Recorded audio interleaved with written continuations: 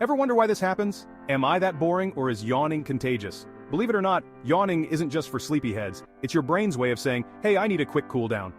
And there's more. Yawning also happens when your brain needs more oxygen. When oxygen levels dip, like in a stuffy room, your body uses a big yawn to suck in more air and keep you sharp. And yeah, you can catch yawns like a virus. Studies say if you see someone yawn, you're likely to follow suit, especially if they're emotionally close to you. Fun fact, even dogs can catch yawns from humans. So next time your dog yawns, don't take it personally. If you're yawning right now, I'm not sorry, you just learned something cool. Hit that like button before it happens again. And for more bites of your daily dose of information, subscribe and like InfoBytes channel.